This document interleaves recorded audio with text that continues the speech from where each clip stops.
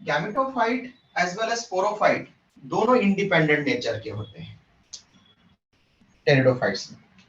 यहाँ का गैमेटोफाइट कैसा रहेगा? Gametophyte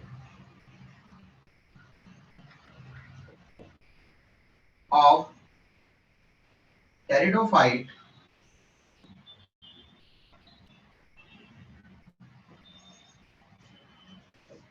is green, that is chlorophyll containing, और क्लोरोफिल है तो लाइट को ट्रैप करके खुद का फूड सिंथेसाइज कर सकता है, देयरफॉर फोटोसिंथेटिक रहेगा। बट यहाँ पर एक प्रॉब्लम है, ये मल्टी सेलुलर है बट फिर भी इनकॉन्स्पिशियस है। Multi cellular it means many cell से कंपोज्ड, लेकिन इतना बड़ा नहीं है कि उससे हम आसानी से देख सके। इनकॉन्स्पिशियस, स्मॉल है।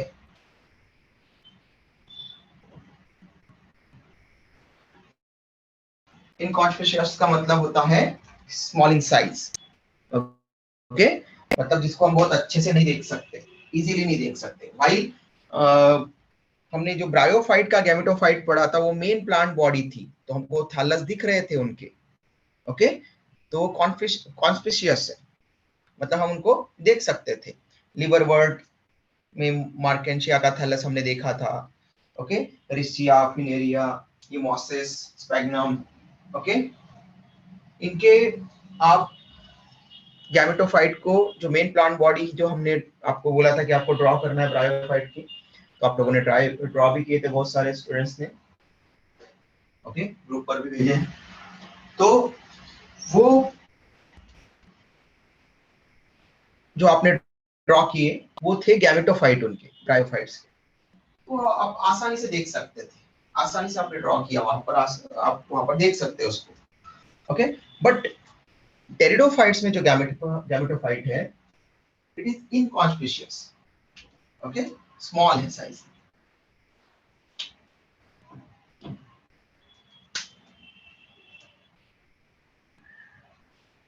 फिर गैमेटोफाइट पर यहाँ पर मेल रिप्रोडक्टिव स्ट्रक्चर और फीमेल रिप्रोडक्टिव स्ट्रक्चर्स आएंगे।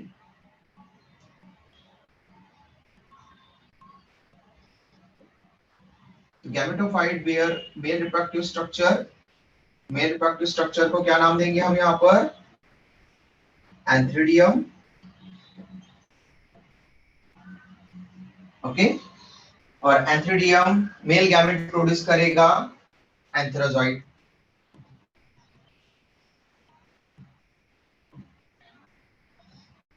मेल गैमेट्स एंथेरोजॉइड्स बाइफ्लैजेलेटेड रहेंगे। It means mail reproductive structure same वैसा ही है जैसा ब्रायोफाइट में था। तो टेरिडोफाइट और ब्रायोफाइट दोनों में मेल रिप्रोडक्टिव स्ट्रक्चर्स में कोई डिफरेंस नहीं है, ऐसे ही फीमेल रिप्रोडक्टिव स्ट्रक्चर में भी कोई डिफरेंस नहीं है। Female reproductive structure called as archegonium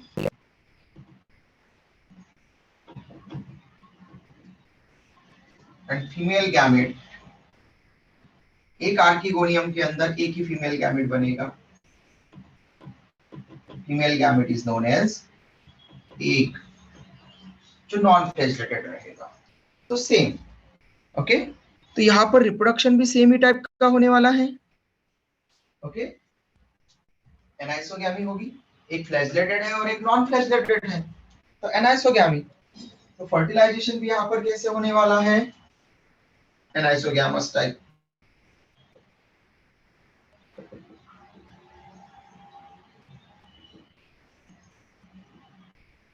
anisogamous type. दोनों गैमेट सेम नहीं है,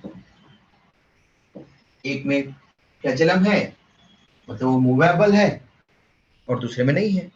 यहाँ पर भी वाटर एक्ट करेगा, water act as medium for gamete transfer. Here also, है ना, मतलब ब्रायोफाइट लाइक यहाँ पर भी वाटर ही एक्ट कर रहा है मीडियम के लिए। तो water acts as medium for gametic transfer. तो गैमेट ट्रांसफर होंगे वाटर की हेल्प से। कौन से गैमेट ट्रांसफर होंगे? क्या दोनों गैमेट ट्रांसफर होंगे बेटा? वाटर की हेल्प से दोनों नो गैमेट? नो, फिर कौन से gamete? Male gamete. Only male gamete, very good, क्योंकि वो स्विमिंग कर सकते, बाइफ्लैजेलेटेड है। ओके,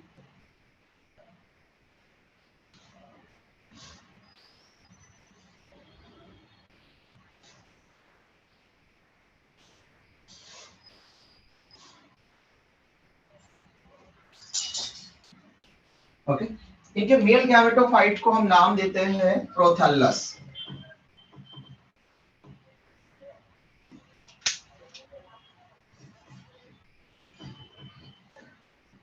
प्रोथैलस,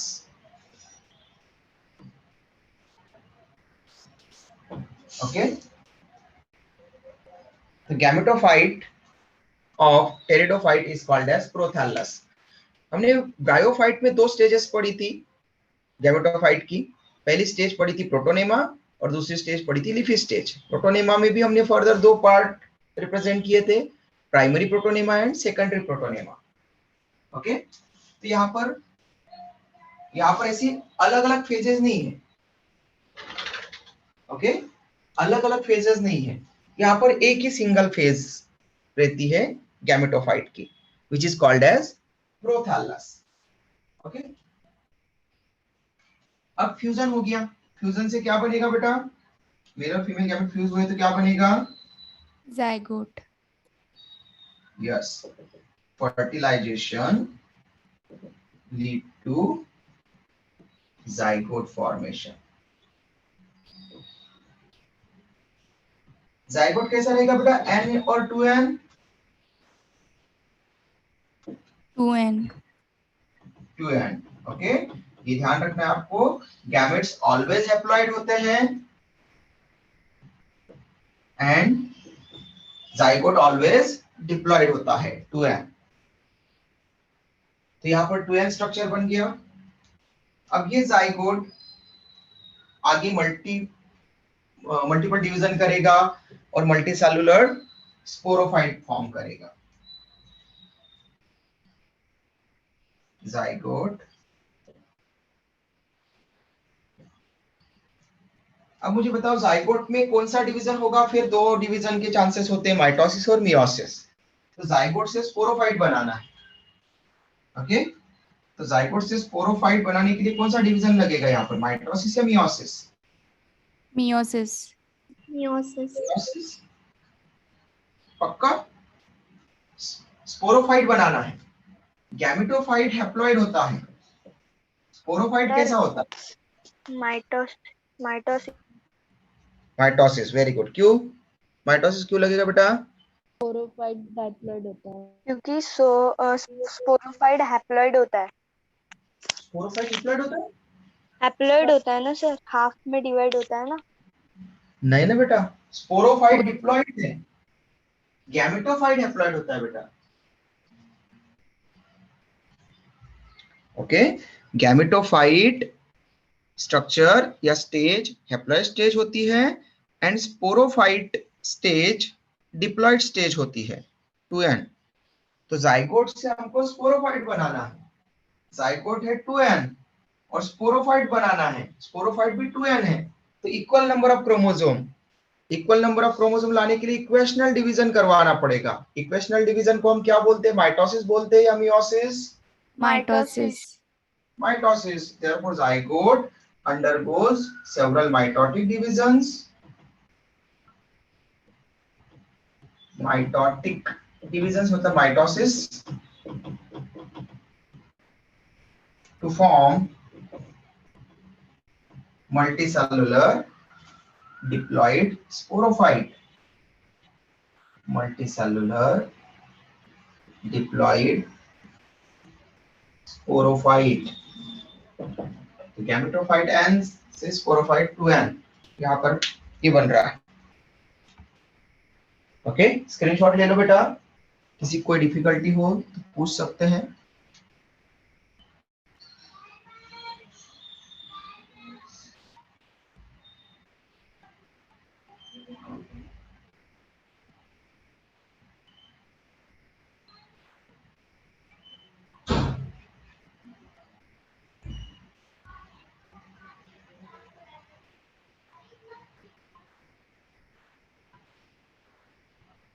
डन बेटा? No, sir. ओके, कर लो बेटा जल्दी से। Yes. Okay good. Yes, sir. Okay, फिर ग्रुप पर भेज देना बेटा, जिससे कि अगर किसी को लग रहा होगा, किसी का बाकी होगा, तो देन वहां से नोट कर लेगा स्टूडेंट। Sir, done. गुड बेटा।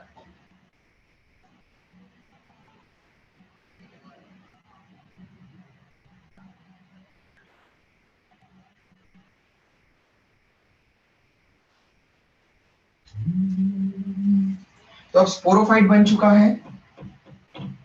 फिर यहाँ पर स्पोरोफाइट, स्पोर बनाते हमने कल रिप्रेजेंट किया था। ओके, स्पोरोफाइट की fuse cells, spore mother cells meiosis division करके स्पोर फॉर्म करेगी, हैप्लॉइड स्पोर्स। तो स्पोरोफाइट में यहाँ पर अब स्टेम लाइक स्ट्रक्चर है। ओके, और लीव्स यहाँ पर आती है, माइक्रोफिल्स और मैक्रोफिल्स।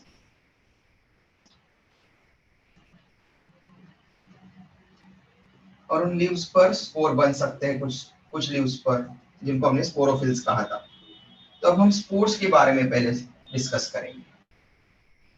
उससे रिलेटेड एक कैरेक्टर है।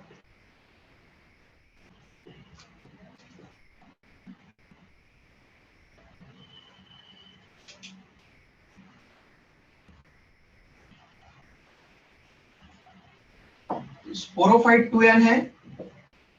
Sporophyte is some of the cells जिनको हम स्पोर मदर सेल्स कहेंगे, है ना। जैसे हमने कहा था कि अगर चिंटू की मम्मी है तो उसका बेटा चिंटू होगा। Okay, like that spore mother sales है तो क्या बनाएगी ये? स्पोर्स बनाएगी। और यहाँ पर जो स्पोर्स बने वो हैप्लॉइड है और स्पोर मदर सेल डिप्लॉइड है। तो कौन सा डिवीजन यूज होगा बेटा यहाँ पर? Meiosis. Meiosis. Very good, reductional division, meiosis. आप जब भी मियोसिस को बोलते हैं ना, तब एटलीस्ट अगर आपको नहीं बोलना है तो आप मन के मन में रिडक्शनल डिवीजन बोल दिया करो बेटा। ओके, और जब भी आपको माइटोसिस बोलना है तब आप इक्वेशनल डिवीजन भी उसके साथ में बोला करो, ताकि आपको बार बार वो टर्म बार बार रिपीट हो और आपको हमेशा याद रहे कि रिडक्शनल डिवीजन हो रहा है, क्रोमोसोम का नंबर रिड्यूस हो रहा है, मतलब मियोसिस ही होगा। इक्वेशनल डिवीजन, क्रोमोसोम का नंबर इक्वल हो रहा है पेरेंट सेल और डॉटर सेल में, इट मींस माइटोसिस डिवीजन होगा। तो spore mother sales spore form करेगी, haploid spores.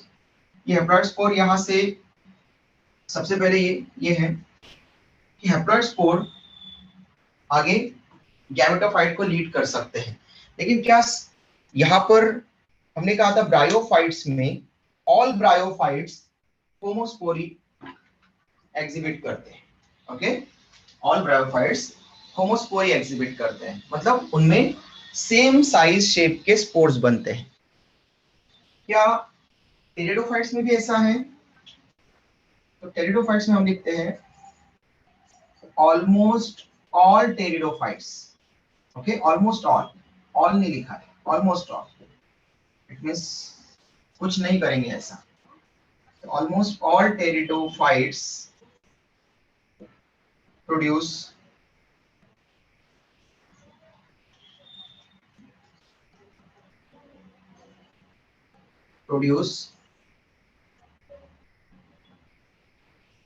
same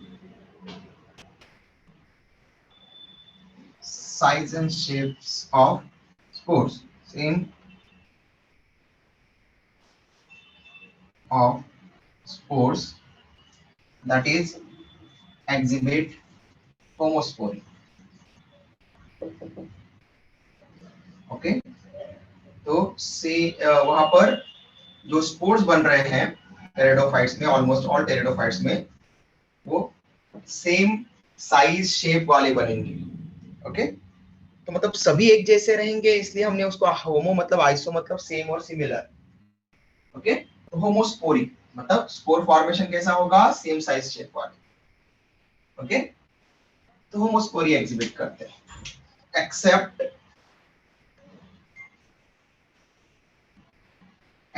to. Okay, two pteridophytes ऐसा नहीं करते। फिर वो टू टेरिडोफाइट्स कौन से हैं जो ऐसा नहीं करते? वो है सेलाजिनेला एंड साल्विनिया। ओके, क्या करते हैं Selaginella and Salvinia? Produce two different types of spores,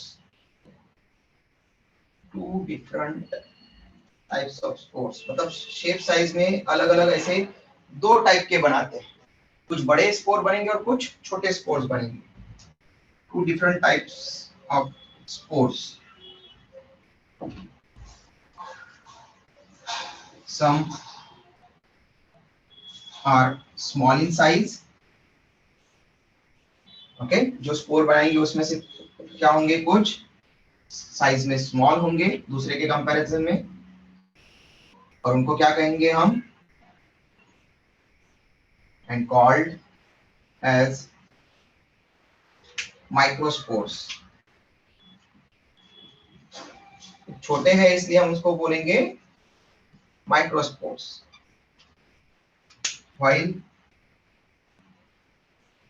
others, okay, some of the small है और बाकी के क्या रहेंगे, some others are large in comparison to microspores, माइक्रोस्पोर से बड़े हैं, called as मैक्रोस्पोर्स और मेगास्पोर। माइक्रो का अपोजिट हो गया मैक्रो, तो मैक्रोस्पोर्स भी बोल सकते हैं, और बड़े के लिए हम मेगा भी टर्म यूज करते, तो मेगास्पोर्स। ओके, मैक्रोस्पोर्स और मेगास्पोर्स, तो दो टाइप के स्पोर बन गए। तो ब्रायोफाइट्स में कोई एक्सेप्शन नहीं था, ऑल ब्रायोफाइट्स में होमोस्पोरी हो रही थी, लेकिन दो टेरिडोफाइट में हेट्रोस्पोरी हो रही है। हेट्रो मतलब डिफरेंट। ओके, बाकी अदर टेरिडोफाइट्स में ऑलमोस्ट ऑल टेरिडोफाइट्स में होमोस्पोरी होती है। Only two pteridophytes heterospory show कर रहे हैं। Selaginella and Salvinia exhibit heterospory.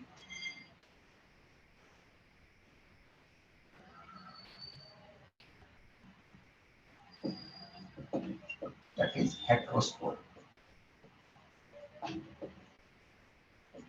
याद रखना, only two pteridophytes heterospory show करते हैं, Selaginella and second one is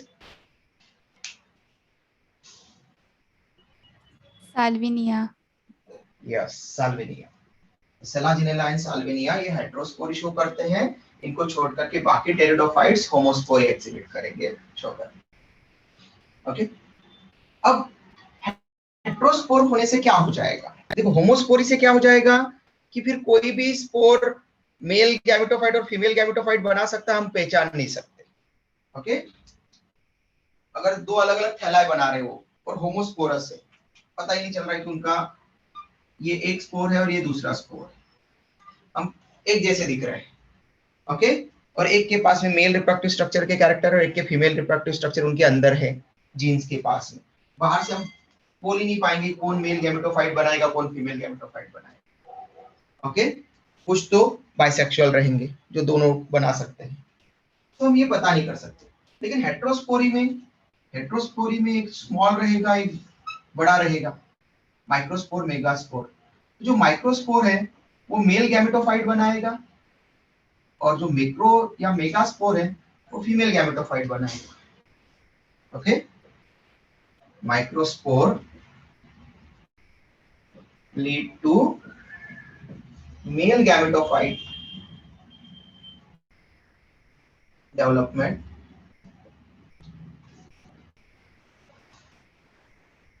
okay microspore से क्या डेवलप होगा मेल गैमेटोफाइट व्हाइल मेगास्पोर से या मैक्रोस्पोर से lead to female gametophyte development तो यहां से पता चल जाता है कि मेल गैमेटोफाइट और फीमेल गैमेटोफाइट अलग अलग बनेंगे इसमें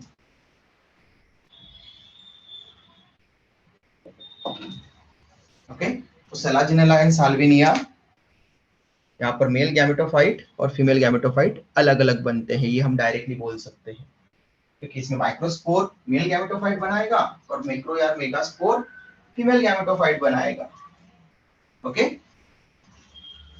लेकिन जो होमोस्पोरी शो करते हैं उसमें हम नहीं बता सकते दोनों स्पोर एक जैसे हैं ओके तो सभी स्पोर एक जैसे हैं तो कुछ बाइसेक्सुअल भी बना सकते हैं और कुछ टेरिडोफाइट के एग्जांपल्स में जो यूनिसेक्सुअल है उसमें से कौन सा स्पोर मेल गैमेटोफाइट बनाएगा फीमेल गैमेटोफाइट बनाएगा हम ये डिस्टिंग्विश नहीं कर सकते उसमें ओके क्लियर है बेटा यहां तक स्क्रीनशॉट ले सकते हैं किसी को यहां तक कोई डिफिकल्टी हो तो जल्दी पूछ लो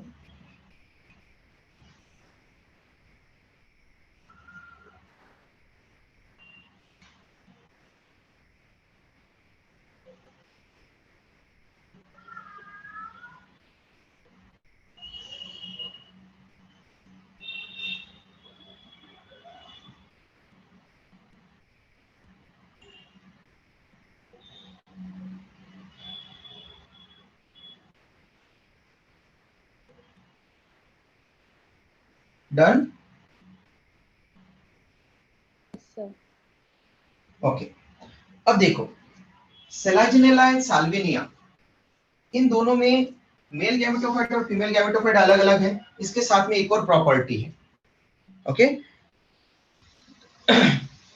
दूसरों में क्या हो रहा है अदर टेरिडोफाइट्स में जो होमोस्पोरी शो करते हैं उन होमोस्पोरी शो करने वालों में मेल और फीमेल गैमेटोफाइट सेपरेट हो जाते हैं okay male and female gametophyte separate हो जाएंगे okay but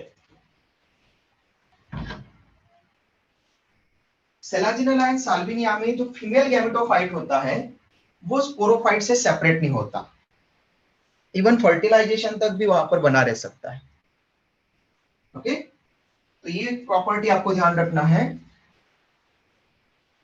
Selaginella and Salvinia में हेट्रोस्पोरी शो होने से एक और फर्दर कैरेक्टर आ जाता है और इसी कैरेक्टर के कारण इससे इवॉल्व होने वाले प्लांट टेरिडोफाइट से कौन इवॉल्व होगा अलगी से ब्रायोफाइट ब्रायोफाइट से टेरिडोफाइट और टेरिडोफाइट से कौन इवॉल्व हुआ होगा जिम्नोस्पर्म जिम्नोस्पर्म या सीडेड प्लांट बने होंगे ठीक है ये नॉन सीडेड प्लांट थे तो इनसे आगे बनेंगे सीडेड प्लांट तो सीडेड प्लांट में सबसे पहले हम पढ़ रहे हैं जिम्नोस्पर्म्स एंड देन पढ़ेंगे फिर एंजियोस्पर्म तो टेरिडोफाइट से सीडेड प्लांट डेवलप हुए होंगे तो सीडेड प्लांट बनने के लिए यहाँ पर कोई कैरेक्टर आना चाहिए जिससे कि उनमें सीड बन सके तो यहाँ पर हमको कुछ ऑब्जर्व होना चाहिए ऐसा कैरेक्टर जो आगे डेवलप होकर के सीड बना सके तो सेलाजिनेला एंड साल्विनिया ये दो प्लांट्स अलग हुए हैं अदर टेरिडोफाइट से एक कैरेक्टर में हेट्रोस्पोरी के कारण और इनमें हेट्रोस्पोरस कंडीशन है इसलिए एक और कंडीशन दिखती है इन सेलाजिनेला एंड साल्विनिया बार बार इसलिए लिख रहा हूं क्योंकि आपको वो याद रहे कि इसी में हो रहा है अदर टेरिडोफाइट्स में नहीं आप जब रिवीजन करो नेक्स्ट ईयर भी जब रिवीजन करो नीट के एग्जाम के लिए तब आपको क्लैरिटी होना चाहिए कि हम ये जो कैरेक्टर लिखने वाले हैं वो ओनली इन दोनों के लिए इन selaginella and salvinia female gametophyte okay female gametophyte जो प्रोथैलस रहेगा फीमेल गैमेटोफाइट का वो फीमेल गैमेटोफाइट डिटैच नहीं होता, इंडिपेंडेंट नहीं है, वो पेरेंट प्लांट बॉडी पर ही रहता है। Female gametophyte retain on parent plant body sporophytic. Okay, plant body कौन सी है उनकी? स्पोरोफाइटिक।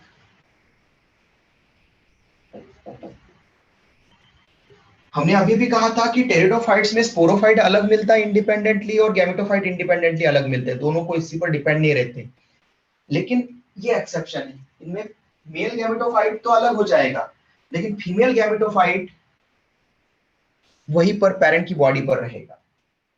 ओके, और वेरिएबल पीरियड। ओके,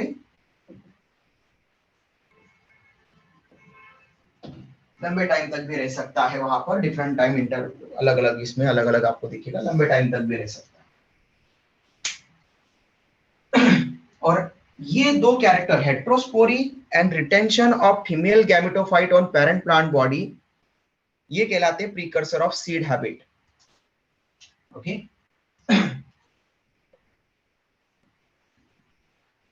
तो precursor of seed habit, okay, मतलब सीड डेवलपमेंट का कैरेक्टर। सीड कब डेवलप हो सकती है किसी प्लांट में? तो उसमें दो कैरेक्टर होना चाहिए, तभी उसमें सीड डेवलप होने का चांसेस हो सकते हैं। लेकिन इनमें सीड नहीं बनती, हाँ याद रखना। लेकिन इनमें वो कैरेक्टर आ चुके हैं जिससे कि आगे जो इनसे इवॉल्व होने वाले प्लांट है, जिम्नोस्पर्म एंजियोस्पर्म, उनमें सीड आएगी। तो precursor of seed habit, precursor मतलब रॉ मटेरियल जैसा, प्रीकर्सर मतलब उससे कुछ अच्छा प्रोडक्ट बनने वाला है, फिनिश प्रोडक्ट बनने वाला है। एक रॉ मटेरियल के जैसी कंडीशन को हम बोलते हैं प्रीकर्सर। तो प्रीकर्सर्स ऑफ सीड हैबिट ये होते हैं heterospory and retention of female gametophyte, retention of female gametophyte on parent body even after fertilization, even after fertilization। Seed बनने के लिए ये टू कंडीशन प्री रिक्विजिट है, टू प्री रिक्विजिट कंडीशन मतलब जरूरी कंडीशन है, नेसेसरी कंडीशन ये दो है। हेट्रोस्पोरी होना चाहिए प्लांट में, और फीमेल गैमेटोफाइट को फर्टिलाइजेशन के बाद में भी वहां पर होना चाहिए, क्योंकि जो जाइगोट बनेगा वो गैमेटोफाइट के अंदर ही बनेगा, फिर फीमेल गैमेटोफाइट के अंदर, एक फीमेल गैमेटोफाइट के अंदर है, आर्कियोगोनियम के अंदर है। ओके, और वहां पर फर्टिलाइजेशन होगा तो जाइगोट वहीं पर बना, जाइगोट बना तो जाइगोट के बाद में एम्ब्रियो भी वहीं पर बनेगा। और आपको पता है कि सीड के अंदर एम्ब्रियो होता है, तो फीमेल गैमेटोफाइट वहीं पर रुकना चाहिए। लेकिन यहाँ पर सीड क्यों नहीं बनी? क्योंकि सीड बनती है ओव्यूल से, तो ओव्यूल यहाँ पर अब्सेंट है, ovules are absent in pteridophytes. Okay, ये सीड हैबिट मतलब सीड बनने के सारे कैरेक्टर इसमें आ गए दोनों में, सेलाजिनेला एंड साल्विनिया। लेकिन इनमें ओव्यूल वो स्ट्रक्चर प्रेजेंट नहीं है जिससे कि सीड बनेगी।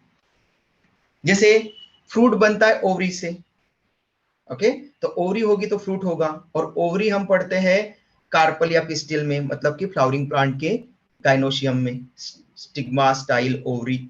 ओके, तो ओवरी होगी तो फ्रूट बनेगा, ओव्यूल होगा तो सीड बनेगी, तो ओव्यूल इनमें एब्सेंट होते हैं, तो सीड तो बन नहीं सकती। लेकिन सीड बनने के कैरेक्टर इसमें आ चुके हैं जो आगे डेवलप होंगे, और जिम्नोस्पर्म में पहली बार ओव्यूल आएगा, और ओव्यूल आएगा तो ओव्यूल सीड बनाएगा, और उस सीड के कैरेक्टर भी ये दोनों भी होना चाहिए फिर जिम्नोस्पर्म से। ओके बेटा, यहां तक क्लियर है सबको? किसी को डाउट?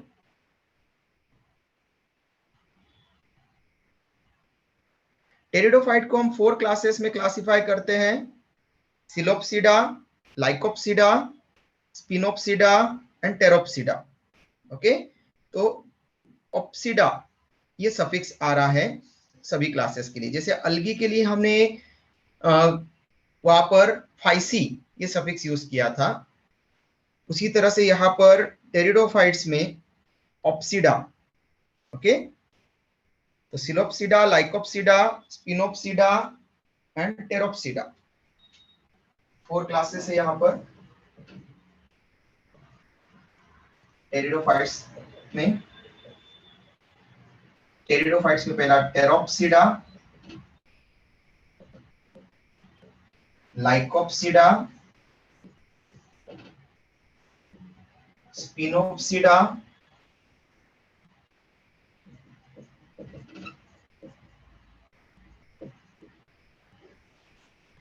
And psilopsida. सिलोप्सिडा, ये 4 क्लासेस, ओके। टेरोप्सिडा में टेरिस एंड ड्रायोप्टेरिस, ये इसके एग्जांपल हो जाएंगे, टेरिस, ड्रायोप्टेरिस, ओके, नाम से क्लियर है। लाइकोप्सिडा में लाइकोपोडियम, लाइकोपोडियम इसका एग्जांपल होगा। स्पिनोप्सिडा में इक्विसिटम और स्टेल, इसका एग्जांपल लिख सकते हैं। और सिलोप्सिडा में सिलोटम, इसका एग्जांपल आप नोट कर सकते हैं, ओके। या एनसीईआरटी में जितने एग्जांपल है बस उतना ही आपको ये नोट करना है और इसके डायग्राम आप लोगों को बनाने हैं, ओके। टेरोप्सिडा में आप एडिएंटम, एडिएंटम को भी लिख सकते हैं वॉकिंग फर्न। टेरोप्सिडा का एक और मेजर एग्जांपल है एडिएंटम। एडिएंटम का कॉमन नेम है वॉकिंग फर्न। तो हम ये 12 क्लास में जब रिप्रोडक्शन पढ़ेंगे तो वेजिटेटिव रिप्रोडक्शन में लेयरिंग पढ़ेंगे और लेयरिंग में फिर हम वॉकिंग फर्न के बारे में पढ़ेंगे। वहां पर वेजिटेटिव रिप्रोडक्शन की एक मेथड हम इसमें पढ़ेंगे, वॉकिंग फर्न, एडिएंटम, ओके।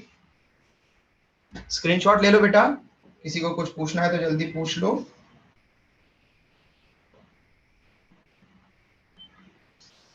लाइकोप्सिडा में आप सेलाजिनेला का भी एग्जांपल लाइकोपोडियम के साथ में ऐड कर सकते हैं।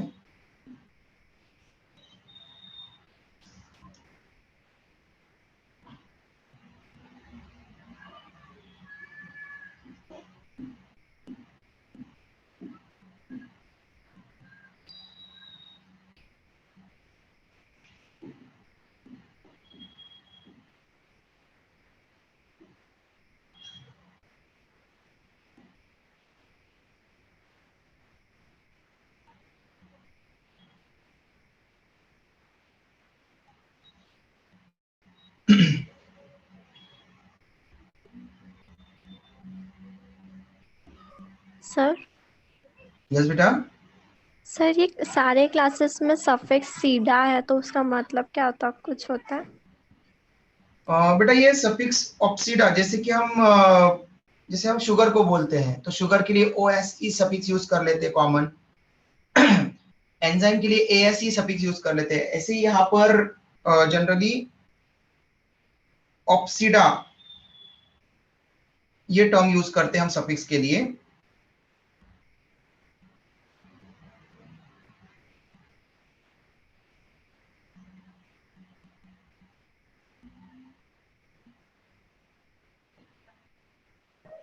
Okay sir.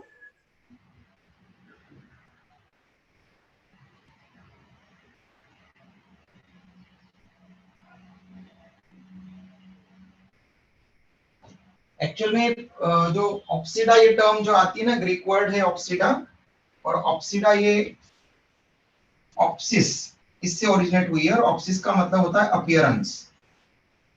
आप ऐसा उसको रिप्रेजेंट कर सकते हैं। ऑप्सिस का मतलब होता है अपीयरेंस, तो ऑप्सिडा तो उसके जैसा अपीयर्ड हो रहा है। तो टेरोप्सिडा तो टेरिस जैसे अपीयर होंगे जो प्लांट, उनको हम टेरोप्सिडा में रख देंगे। लाइकोप्सिडा लाइकोपोडियम जैसे अपीयर होंगे, ओके। ऐसे स्क्रीनशॉट हो गया है बेटा सबका?